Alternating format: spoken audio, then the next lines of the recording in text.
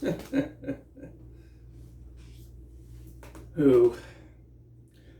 well, hello there, and welcome to Frank Reads. I am Frank Hasemuller, and I've been reading some of my favorite stories lately, and I thought I'd share them with you. I enjoyed them, and I hope you will too.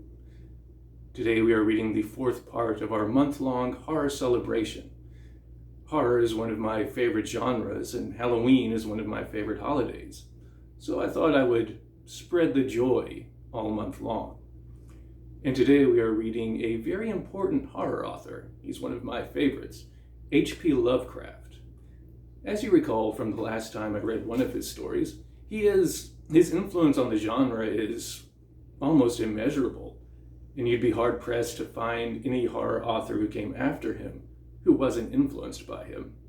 He was pretty out there, and this story is a good example of just how out there he could get.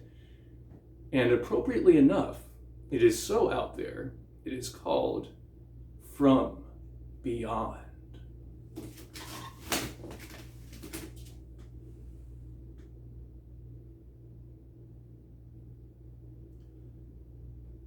Horrible, beyond conception, was the change which had taken place in my best friend, Crawford Tillinghast. I had not seen him since that day, 2 months and a half before, when he told me toward what goal his physical and metaphysical researches were leading. When he had answered my odd and almost frightened remonstrances by driving me from his laboratory and his house in a burst of fanatical rage. I had known that he now remained mostly shut in the attic laboratory with that accursed electrical machine, eating little and excluding even the servants. But I had not thought that a brief period of 10 weeks could so alter and disfigure any human creature. It is not pleasant to see a stout man suddenly grown thin, and it is even worse when the baggy skin becomes yellowed or grayed, the eyes sunken, circled, and uncannily glowing, the forehead veined and corrugated, and the hands tremulous and twitching. And if added to this, there be a repellent unkemptness, a wild disorder of dress, a bushiness of dark hair white at the roots, and an unchecked growth of pure white beard on a face once clean-shaven, the cumulative effect is quite shocking. But such was the aspect of Crawford Tillinghast on the night his half-coherent message brought me to his door after my weeks of exile. Such the specter that trembled as it admitted me, candle in hand, and glanced furtively over its shoulder, as if fearful of unseen things in the ancient, lonely house set back from Benevolent Street. That Crawford Tillinghast should ever have studied science and philosophy was a mistake. These things should be left to the frigid and impersonal investigator, for they offer two equally tragic alternatives to the man of feeling and action: despair if he fail in his quest, and terrors unutterable and unimaginable if he succeed. Tillinghast had once been the prey of failure, solitary and melancholy, but now I knew, with nauseating fears of my own, that he was the prey of success.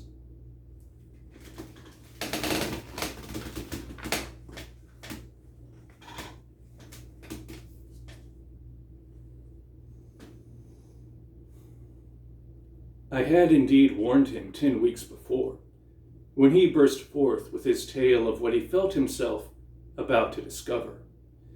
He had been flushed and excited then, talking in a high and unnatural, though always pedantic voice. "What do we know," he had said, "of the world and the universe about us? Our means of receiving impressions are absurdly few, and our notions of surrounding objects infinitely narrow. We see things only as we are constructed to see them, and can gain no idea of their absolute nature. With 5 feeble senses, we pretend to comprehend the boundlessly complex cosmos, yet other beings, with a wider, stronger, or different range of senses, might not only see very differently the things we see, but might see and study whole worlds of matter, energy, and life, which lie close at hand, yet can never be detected with the senses we have. I have always believed that such strange, inaccessible worlds exist at our very elbows. And now I believe I have found a way to break down the barriers. I am not joking. Within 24 hours, that machine near the table will generate waves acting on unrecognized sense organs that exist in us as atrophied or rudimentary vestiges. Those waves will open up to us many vistas unknown to man, and several unknown to anything we consider organic life. We shall see that at which dogs howl in the dark, and that at which cats prick up their ears after midnight. We shall see these things, and other things which no breathing creature has yet seen. We shall overleap time, space, and dimensions, and without bodily motion, peer to the bottom of creation. When Tillinghast said these things, I remonstrated, for I knew him well enough to be frightened rather than amused. But he was a fanatic and drove me from the house. Now, he was no less a fanatic, but his desire to speak had conquered his resentment, and he had written me imperatively in a hand I could scarcely recognize. As I entered the abode of the friend so suddenly metamorphosed to a shivering gargoyle, I became infected with the terror which seemed stalking in all the shadows. The words and beliefs expressed 10 weeks before seemed body forth in the darkness beyond the small circle of candlelight, and I sickened at the hollow, altered voice of my host.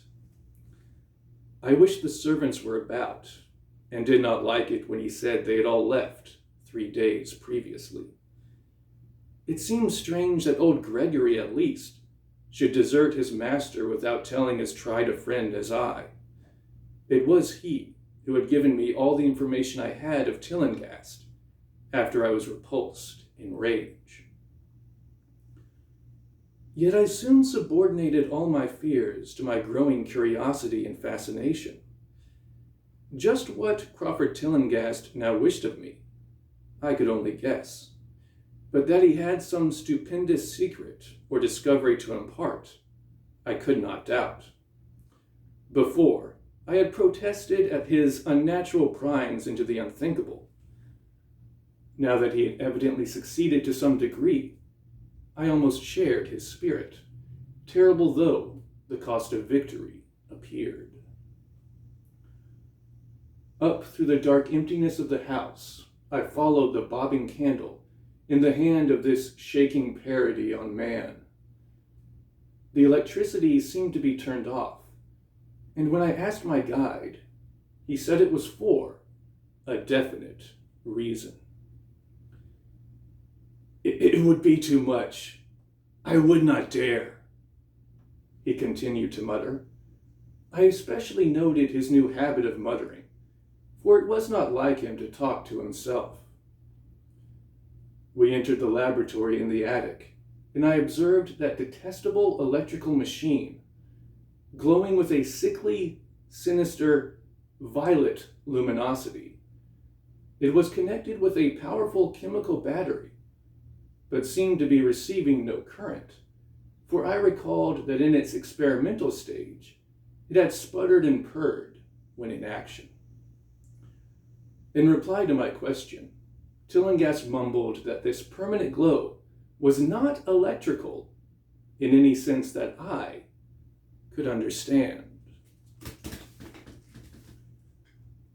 He now seated me near the machine, so that it was on my right, and turned a switch somewhere below the crowning cluster of glass bulbs.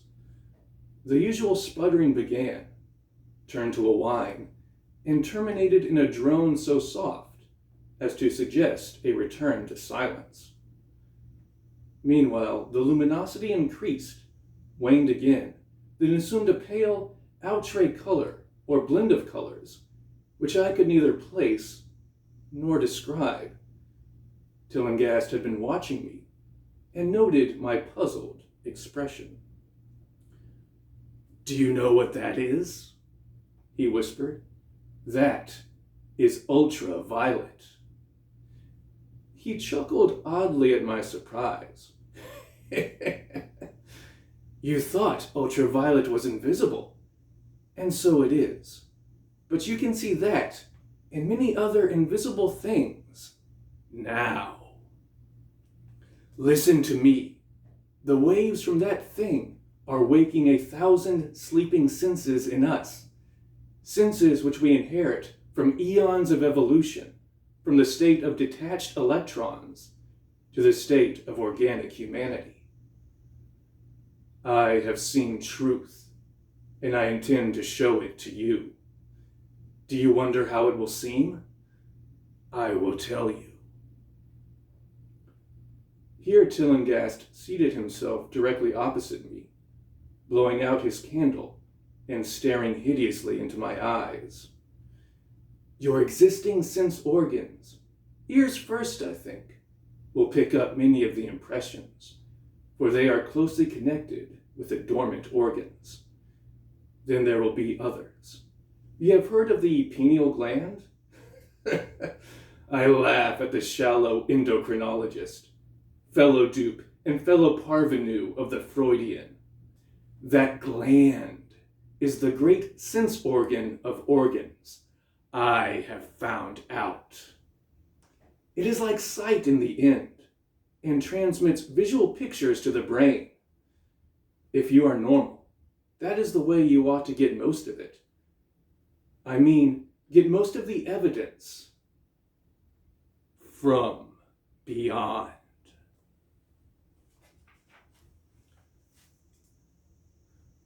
I looked about the immense attic room with the sloping south wall, dimly lit by rays which the everyday eye cannot see. The far corners were all shadows, and the whole place took on a hazy unreality which obscured its nature and invited the imagination to symbolism and phantasm. During the interval that Tillinghast was silent, I fancied myself in some vast and incredible temple of long-dead gods, some vague edifice of innumerable black stone columns, reaching up from a floor of damp slabs to a cloudy height beyond the range of my vision. The picture was very vivid for a while, but gradually gave way to a more horrible conception, that of utter, absolute solitude in infinite, sightless, soundless space. There seemed to be a void and nothing more, and I felt a childish fear which prompted me to draw from my hip pocket the revolver I always carried after dark since the night I was held up in East Providence. Then, from the farthermost regions of remoteness, the sound softly glided into existence. It was infinitely faint, subtly vibrant, and unmistakably musical, but held a quality of surpassing wildness which made its impact feel like a delicate torture of my whole body. I felt sensations like those one feels when accidentally scratching ground glass. Simultaneously, there developed something like a cold draft, which apparently swept past me from the direction of the distant sound. As I waited breathlessly, I perceived that both sound and wind were increasing, the effect being to give me an odd notion of myself as tied to a pair of rails in the path of a gigantic, approaching locomotive. I began to speak to Tillinghast, and as I did so, all the unusual impressions abruptly vanished. I saw only the man, the glowing machine, and the dim apartment. Tillinghast was grinning repulsively at the revolver, which I had almost unconsciously drawn. But from his expression, I was sure he had seen and heard as much as I, if not a great deal more. I whispered what I had experienced, and he bade me to remain as quiet and receptive as possible. "Don't move," he cautioned, "for in these rays, we are able to be seen as well as to see. I told you the servants left, but I didn't tell you how. It was that thick-witted housekeeper. She turned on the lights downstairs after I had warned her not to, and the wires picked up sympathetic vibrations.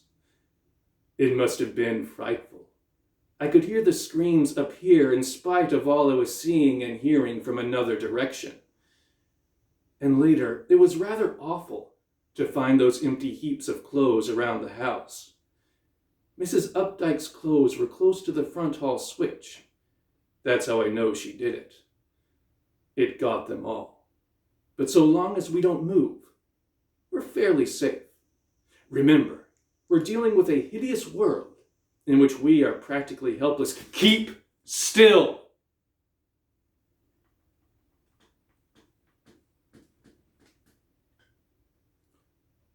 The combined shock of the revelation and of the abrupt command gave me a kind of paralysis, and in my terror, my mind again opened to the impressions coming from what Tillinghast called beyond.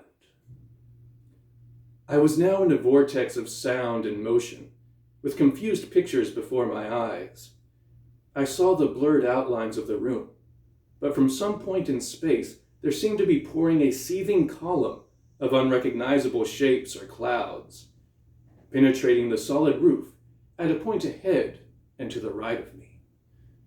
Then I glimpsed the temple-like effect again, but this time the pillars reached up into an aerial ocean of light, which sent down one blinding beam along the path of the cloudy column I had seen before. After that, the scene was almost wholly kaleidoscopic, and in the jumble of sights, sounds, and unidentified sense impressions, I felt that I was about to dissolve or in some way lose the solid form. One definite flash I shall always remember. I seemed for an instant to behold a patch of strange night sky filled with shining, revolving spheres, and as it receded, I saw that the glowing suns formed a constellation or galaxy of settled shape, this shape being the distorted face of Crawford Tillinghast. At another time, I felt the huge animate things brushing past me and occasionally walking or drifting through my supposedly solid body, and thought I saw Tillinghast look at them as though his better trained senses could catch them visually. I recalled what he had said of the pineal gland and wondered what he saw with this preternatural eye. Suddenly, I myself became possessed of a kind of augmented sight. Over and above the luminous and shadowy chaos arose a picture which, though vague, held the elements of consistency and permanence. It was indeed somewhat familiar, for the unusual part was superimposed upon the usual terrestrial scene, much as a cinema view may be thrown upon the painted curtain of a theater. I saw the attic laboratory, the electrical machine, and the unsightly form of Tillinghast opposite me. But of all the space unoccupied by familiar material objects, not one particle was vacant. Indescribable shapes, both alive and otherwise, were mixed in disgusting disarray, and close to every known thing were whole worlds of alien, unknown entities. It likewise seemed that all the known things entered into the composition of other unknown things, and vice versa. Foremost among the living objects were great inky jellyfish monstrosities, which flabbily quivered in harmony with the vibrations from the machine. They were present in loathsome profusion, and I saw to my horror that they overlapped, that they were semi-fluid and capable of passing through one another and through what we know as solids. These things were never still, but seemed ever floating about with some malignant purpose. Sometimes they appeared to devour one another, the attacker launching itself at its victim and instantaneously obliterating the latter from sight. Shudderingly, I felt that I knew what had obliterated the unfortunate servants, and could not exclude the things from my mind as I strove to observe other properties of the newly visible world that lies unseen around us. But Tillinghast had been watching me and was speaking. You see them? You see them? You see the things that float and flop about you and through you every moment of your life? You see the creatures that form what men call the pure air and the blue sky? Have I not succeeded in breaking down the barrier? Have I not shown you worlds that no living men have seen? I heard him scream through the horrible chaos, and looked at the wild face thrust so offensively close to mine.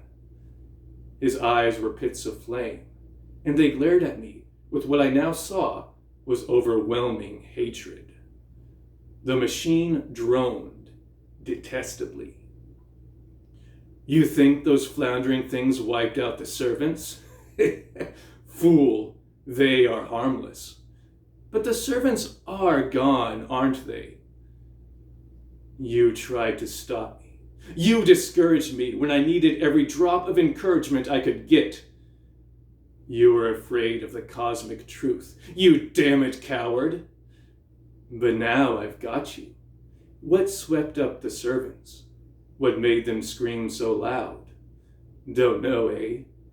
You'll know soon enough. Look at me! Listen to what I say!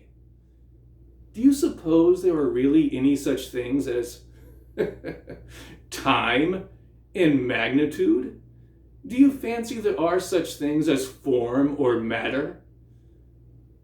I tell you, I have struck depths that your little brain can't picture.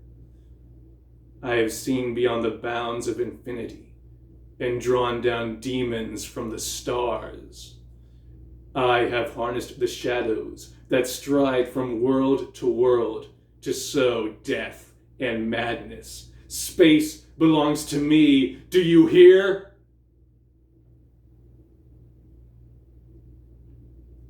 Things are hunting me now, the things that devour and dissolve, but I know how to elude them. It is you they will get, as they got the servants. Stirring, dear sir? I told you it was dangerous to move. I have saved you so far by telling you to keep still, saved you to see more sights and to listen to me. If you had moved, they would have been at you long ago. Don't worry, they won't hurt you. They didn't hurt the servants. It was seeing that made the poor devils scream so.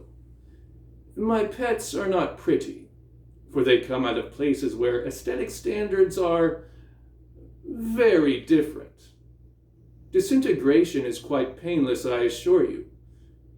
But I want you to see them. I almost saw them, but I knew how to stop. You are not curious? I always knew you were no scientist. Trembling, eh? Trembling with anxiety to see the ultimate beings I have discovered? Why don't you move then? Tired? Well, don't worry, my friend, for they are coming. Look, curse you, look! It's just over your left shoulder!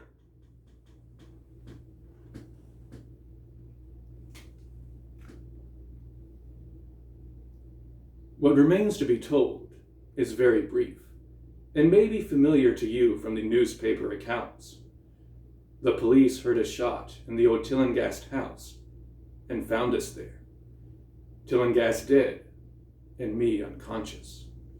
They arrested me because the revolver was in my hand, but released me in 3 hours after they found it was apoplexy which had finished Tillinghast, and saw that my shot had been directed at the noxious machine which now lay hopelessly shattered on the laboratory floor. I did not tell very much of what I had seen, for I feared the coroner would be skeptical, but from the evasive outline I did give, the doctor told me that I had undoubtedly been hypnotized by the vindictive and homicidal madman. I wish I could believe that doctor. It would help my shaky nerves if I could dismiss what I now have to think of the air and the sky about and above me. I never feel alone or comfortable, and a hideous sense of pursuit sometimes comes chillingly on me when I am weary.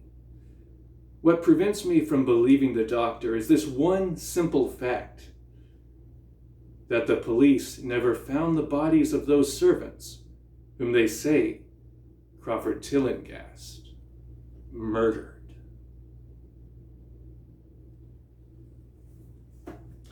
Well, there you go. There it was, From Beyond by H.P. Lovecraft. And it's a good example of what Lovecraft was most known for, a subgenre of horror, which at his time was called weird fiction. And it's easy to see why. And nowadays we would call it cosmic horror.